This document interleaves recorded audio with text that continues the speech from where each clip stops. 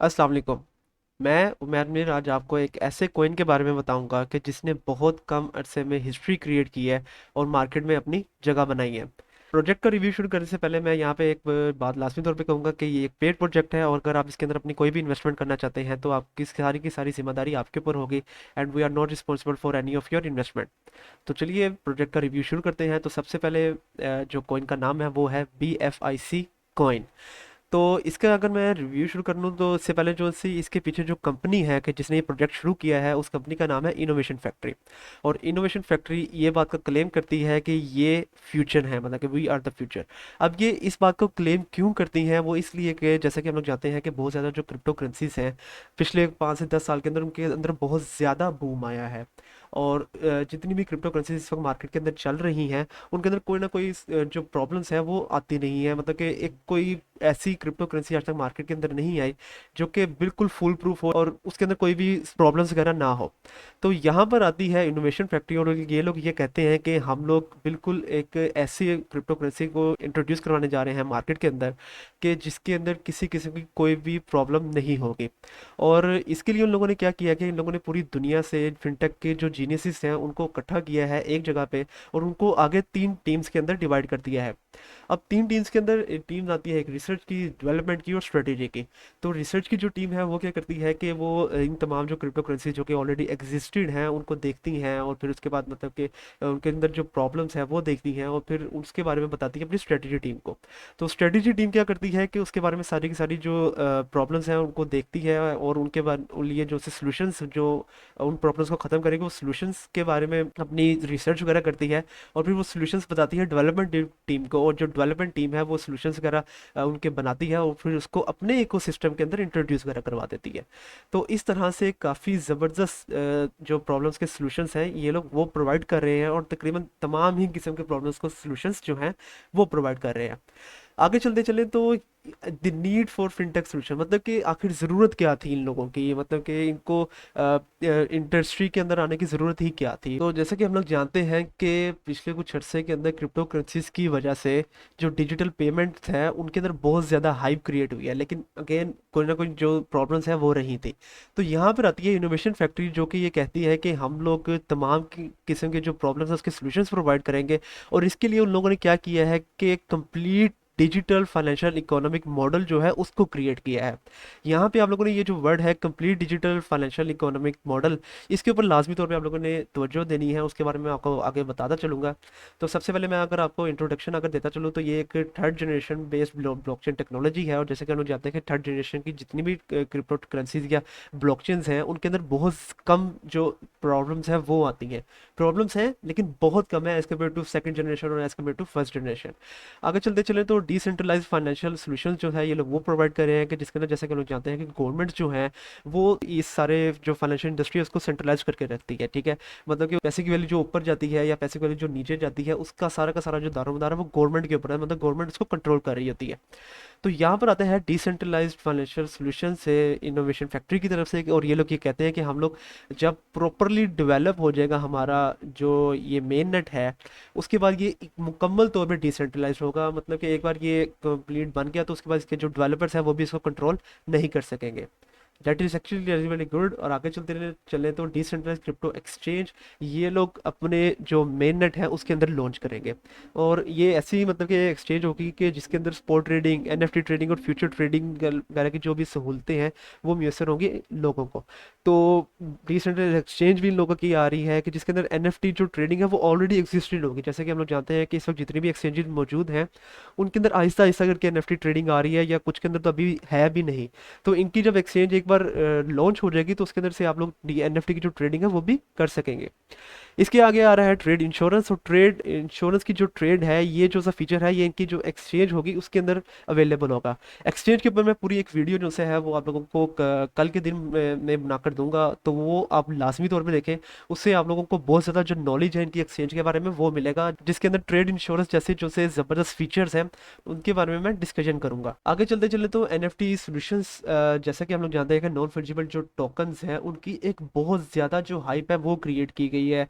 और इस वक्त मार्केट के अंदर जितने भी एनएफटीज मौजूद है उनका कोई एज सच यूज केस नहीं है, मतलब कि वो अगर लोगों ने खरीदी है वो सिर्फ इसलिए खरीदी है कि कल को वो लोग महंगी बेच देंगे, या मतलब कि एक यूनिक चीज़ वो लोग अपने पास रखना चाहते हैं, लेकिन एज सच इसका कोई यूसेज नहीं है। तो ये जो इनोवेशन फैक्ट्री है, ये लोग क्या करेंगे कि ये लोग एक जो गेम है इन लोगों की स्नेक एंड लैडर के नाम से, जिसके बारे में आगे जाके आप लोगों को प्रॉपर तौर पे बताऊंगा, उसके अंदर एक proper NFT utility based game ये लोग बना रहे हैं कि जिसके अंदर जितनी भी एनएफटीज होंगी उनका कोई ना कोई यूज केस होगा, मतलब कि उसकी ज़रूरत अगले शख्स को लाजमी तौर पे होगी। तो उसकी वजह से एनएफटी की जो भी ट्रेडिंग होगी उसकी वजह से उसकी जो वैल्यू है वो ज़्यादा होती रहेगी, क्योंकि एनएफटी एक ही होगी और उसके अलावा लोगों को उसकी ज़रूरत होगी, तो उसकी वजह से आप लोग जब उसकी ट्रेड करेंगे तो आप लोग उसको महंगा बेच सकते हैं। आगे चलते चलें तो क्रिप्टो कॉमर्स के ऊपर ये लोगों ने बड़ा ज़बरदस्त एक जो फीचर है वो प्रोवाइड किया है क्रिप्टो कॉमर्स के नाम से। और ये एक सी कॉमर्स प्रोजेक्ट है कि जिसके अंदर अगर आप लोग तकरीबन 100+ इंटरनेशनल ब्रांड से अगर आप लोग परचेजेस वगैरह करते हैं, और परचेज के दरमियान में अगर आप लोग जो सा है BFIC जो इनका कॉइन है उसके अंदर पेमेंट करते हैं, तो आप लोगों को इन तमाम जो इंटरनेशनल ब्रांड्स हैं इनके अंदर एटलीस्ट 20% डिस्काउंट होगा। तो ये एक इंतहाई यूनिक और ज़बरदस्त फीचर है। एग्जांपल के तौर पे अगर मैं आप लोगों को समझाता चलूँ, तो अगर आप लोग कोई चीज़ पे करते हैं कि जिसकी वैल्यू एग्जांपल के तौर पे 100 रुपये है, तो अगर आप लोग अपने जो से बैंक के कार्ड हैं उनकी तरफ से अगर आप लोग इसमें से पेमेंट करते हैं तो आप लोग पूरे के पूरे 100 रुपये उनको देंगे। लेकिन अगर आप लोग BFIC कोइन की शक्ल में अगर आप इन लोगों को पेमेंट करते हैं तो आप लोगों को 20% डिस्काउंट होगा, और आप लोगों को 100 रुपये की बजाय 80 रुपये जो है वो पे करने पड़ेंगे। तो ये एक इंतहाई यूनिक फीचर है इन लोगों का, और इसकी वजह से हम लोग देखेंगे कि इस टोकन की जो हाइप है वो और भी ज़्यादा क्रिएट होगी आगे जाके। आगे चलते चलें तो क्रिप्टो बॉन्ड्स जो हैं ये लोग वो इंट्रोड्यूस करवा रहे हैं अपनी मेननेट के अंदर। और जैसा कि हम लोग जानते हैं, हम लोगों ने पिछले दिनों देखा था कि कुछ ऐसे प्रोजेक्ट्स हैं जो कि क्रिप्टो बॉन्ड्स जो हैं वो इंट्रोड्यूस करवाएंगे, लेकिन ऐसे जिन लोगों ने इंट्रोड्यूस नहीं करवाया अभी तक, बस न्यूज़ ही चलती रही है। लेकिन इन ये लोग जो है उसको इंट्रोड्यूस करवाएंगे, और उस बॉन्ड्स की शक्ल में या तो आप क्रिप्टो प्राइसेस जो है वो जीते, या आप लोग जो से लिक्विडिटी है उसको ऑब्टेन कर सकते हैं उन बॉन्ड्स की शक्ल में। तो ये भी एक इंतहाई यूनिक और one of its kind feature है जो कि इनकी मेननेट के ऊपर बहुत जल्द लॉन्च हो जाएगा। अगर चलते चले तो डैप मतलब कि डिसेंट्रलाइज एप्लीकेशन जो है ये लोग वो बहुत जल्द अपने मेन नेट के अंदर इंट्रोड्यूस करवाने जा रहे हैं, कि जिसकी वजह से हम लोग देखेंगे कि एक बहुत ज़्यादा जो हाइप है वो इस प्रोजेक्ट की क्रिएट होगी। तो डैप्स भी ये लोग इंट्रोड्यूस करवा रहे हैं, क्रिप्टो बॉन्ड्स इंट्रोड्यूस करवा रहे हैं, क्रिप्टो कॉमर्स मतलब कि सी कॉमर्स जो है वो इंट्रोड्यूस करवा रहे हैं, एनएफटी के सोल्यूशंस हैं, ट्रेड इंश्योरेंस है और डिसेंट्रलाइज एक्सचेंज। तो ये सारी फीचर्स जो ये लोग इंट्रोड्यूस करवा रहे हैं उसकी वजह से ये लोग जो ये दावा करते हैं कि हम लोग complete digital financial economic model है ये उसको पूरा भी करते हैं। आगे चलते चले तो मैं BFIC जो कॉइन है उसके बारे में मैं आपको बताता चलूंगा। तो सबसे पहले तो BFIC मेन नेट जो है वो 10 अक्टूबर को लॉन्च होगा। इसका जो टेस्ट नेट है वो कंप्लीट हो चुका है, और अब इसको बस लॉन्च होना है, जो कि बोल जाए मतलब कि 10 अक्टूबर को कंप्लीटली लॉन्च हो जाएगा। इसके अलावा मैं यहाँ पे आप लोगों का इसका जो इकोसिस्टम है वो लाजमी तौर पे बताना चाहूँगा, और यहाँ पे मैं आप लोगों को ये बात लाजमी तौर पे बताना चाहूँगा कि ये एक यूटिलिटी बेस्ड कॉइन है जो कि अपने साथ बहुत ज़्यादा जो यूटिलिटीज़ है वो लेकर आ रहा है, जैसा कि आप लोग यहाँ पे देख सकते हैं। और इसकी सबसे ज़्यादा खास बात ये है कि इन तमाम यूटिलिटीज़ के अंदर जो BFIC कॉइन है वही यूज़ होगा। तो ये भी एक इंतहाई यूनिक फीचर है इसका। और अगर मैं आप लोगों को इनकी जो यूटिलिटीज़ है उसके बारे में अगर मैं आपको बताता चलूँ, तो सबसे पहले आता है BFIC नेटवर्क। अगर आप लोगों ने माइनिंग करनी है क्रिप्टो की माइनिंग, तो आप लोगों को ज़रूरत नहीं है कि आप लोग महंगे महंगे जो पूरी मशीन्स हैं वो इंस्टॉल करें, महंगे महंगे जो ग्राफिक कार्ड्स हैं आप लोग वो खरीदें। आप लोगों को ज़रूरत होगी सिर्फ और सिर्फ एक स्मार्टफोन डिवाइस की। अगर आप लोगों के पास स्मार्टफोन डिवाइस है तो आप लोग इस इनका जो ये BFIC नेटवर्क है इसको यूज़ करते हुए इसकी जो माइनिंग है वो कर सकते हैं।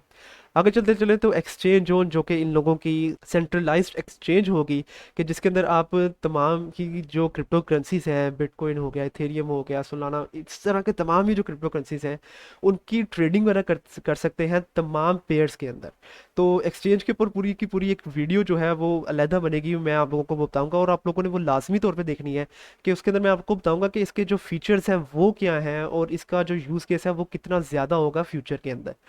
इसके अलावा आगे चलते चले तो फर्स्ट इन्वेस्टमेंट 2.0 का जो फीचर है ये लोग वो इंट्रोड्यूस करवा रहे हैं। सबसे पहले अगर मैं आपको फर्स्ट इन्वेस्टमेंट के बारे में अगर मैं आपको बताता चलूँ, तो फर्स्ट इन्वेस्टमेंट एक बैंकिंग सिस्टम है जो कि जिसको आप लोग खुद ही मैनेज करेंगे, और उसको यूज़ करते हुए आप लोग जो से आरओआईज है वो अपनी मर्ज़ी से सिलेक्ट करेंगे। मतलब कि अगर आप लोग इनके प्रोजेक्ट के अंदर कोई इन्वेस्टमेंट करते हैं और आप लोगों को ये लगता है फ्यूचर के अंदर जाके कि नहीं यार ये आगे ज़्यादा नहीं बढ़ेगा, या ये आपकी जो इन्वेस्टमेंट किया है वो सिक्योर नहीं है, तो आप लोग कि जिस भी वक्त चाहे अपनी सारी की सारी जो इन्वेस्टमेंट है वो बिना किसी पैसे कटे वापस ले लें। मतलब कि ये जो प्रोजेक्ट है ये आपका एक पैसा भी नहीं काटेगा। इसके अलावा आप लोगों की अपनी मर्जी है कि आप लोगों ने जो बेनिफिट्स लेने हैं इसमें से, अपनी इन्वेस्टमेंट के जो बेनिफिट्स लेने हैं वो आप लोग वीकली बेसिस पे लेंगे, वो आप लोग मंथली बेसिस पे लेंगे, या वो आप लोग ईयरली बेसिस पे लेंगे।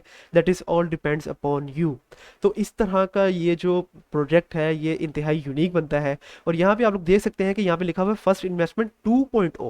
तो 2.0 का क्या मतलब है कि मैं अगर आपको दिखाता चलूँ तो ये एलए टोकन का मैंने चार्ट खोला हुआ है जहाँ पे BFIC USDT का जो लाइव जो ट्रेडिंग है वो इस वक्त अगर मैं आपको बताता चलूँ $1.8 के ऊपर ट्रेड हो रहा है। तो ये जो प्रोजेक्ट है ये ऑलरेडी लॉन्च एक बार हो चुका है, और अगर मैं आपको दिखाता चलूँ तो इस प्रोजेक्ट ने अपने जो ऑल टाइम हाई है वो तकरीबन तकरीबन $50 के ऊपर बनाया हुआ था, ठीक है। और फिर $50 के बाद इसकी जो वैल्यू है वो दोबारा से नीचे आई है। और अगर अभी देखा जाए तो जैसा कि मैंने आप लोगों को दिखाया कि अभी तकरीबन $1.8 के ऊपर ट्रेड हो रहा है। तो अब इन लोगों ने क्या किया है कि ये जो सारा का सारा प्रोजेक्ट है इसको दोबारा से री इंट्रोड्यूस करवा रहे हैं, और इसके अंदर इंतहाई ज़्यादा यूटिलिटीज़ जो सी हैं वो लेकर आ रहे हैं, इंतहाई ज़्यादा यूनिक फीचर्स लेकर आ रहे हैं। और उसकी वजह से हम लोग देखेंगे कि बहुत जल्द इस कॉइन की जो वैल्यू है वो बहुत ऊपर चले जाएगी। इसके अलावा यहाँ पे ये जो स्नेक एंड लैडर जो गेम है जिसके बारे में मैंने आपको बताया कि NFT बेस्ड जो गेम होगी, जिसके अंदर जो भी NFT होगी उसका कोई ना कोई यूज़ केस होगा। तो ये जो इनकी गेम होगी स्नेक एंड लैडर गेम, इसके अंदर वो जो फीचर है उसको इंट्रोड्यूस करवाएंगे ये लोग कि जिसके अंदर जो भी इनकी होगी NFTs, अगर आप लोग उसको सेल करते हैं फ्यूचर के अंदर जाके तो आपको बहुत ज़्यादा बेनिफिट होगा। तो ये एक बहुत ज़बरदस्त और यूनिक प्रोजेक्ट है। और यहाँ पे अगर मैं आप लोगों को इसका जो टोकोनॉमिक्स है वो दिखाता चलूँ तो यहाँ पे आप लोग देख सकते हैं कि इस कोइंस की जो टोटल सप्लाई है वो 21 मिलियन है सिर्फ। तो जैसा कि हम लोग जानते हैं कि अगर कोइंस की वैल्यू लिमिटेड हो, लेकिन ये हम लोगों ने देखा है कि कोइन की वैल्यू बेशक लिमिटेड होती है लेकिन बहुत ज़्यादा होती है। जैसे कि 1 बिलियन कोइन, 1000 बिलियन कोइंस जो है वो इंट्रोड्यूस करवाते हैं, तो उसकी वजह से उनकी जो वैल्यू है उसको ऊपर जाने में बहुत ज़्यादा टाइम लगता है। लेकिन चूंकि इसकी जो सप्लाई है एक तो लिमिटेड ऊपर से बहुत ज़्यादा कम है, और इसका जो यूज़ केस है वो इंतहाई ज़्यादा है, तो इसकी वजह से हम लोग देखेंगे कि इसका जो कोइंस की वैल्यू है वो बहुत जल्दी ऊपर चले जाएगी। और अगर मैं बताता चलूँ कि उन लोगों ने 21 मिलियन कोइंस को किस तरह से डिवाइड किया हुआ है, तो 47% लोगों ने माइनिंग के अंदर रखा हुआ है। और अगर आप लोग माइनिंग जो से है ऑफकोर्स जो कि आप लोग अपने स्मार्टफोन्स के ऊपर भी कर सकते हैं, अगर वो आप लोग शुरू करते हैं तो उसकी वजह से आपको बहुत ज़्यादा बेनिफिट होगा। और उसके अलावा ये लोग ICO जो है, मतलब कि इनिशियल कॉइन ऑफरिंग जो है वो इंट्रोड्यूस करवा रहे हैं, जिसके अंदर लोगों ने 5% हिस्सा रखा है, जो कि इन लोगों की एक्सचेंज होगी, मतलब कि एक्सचेंज ऑन, उसके अंदर आप लोग इनकी जो ICOs हैं उसको ग्रैब कर सकते हैं अगर आप लोग करना चाहें तो हम लोग देखेंगे कि एक बार जब ये एक्सचेंज ऑन के अंदर इनकी जो परचेजिंग वगैरह शुरू हो जाएगी BFIC कॉइन की, तो उसकी वजह से इसकी जो वैल्यू है वो दिनों में बहुत ज़्यादा ऊपर चले जाएगी। तो कल की वीडियो में आप लोगों को मैं प्रॉपर बताऊंगा कि एक्सचेंज जोन जो कि इन लोगों की एक्सचेंज होगी उसके फीचर्स और उसके अंदर आप लोग किस तरह परचेजिंग वगैरह कर सकते हैं। तो कल तक के लिए आप मुझे इजाज़त दीजिए। अल्लाह हाफिज़।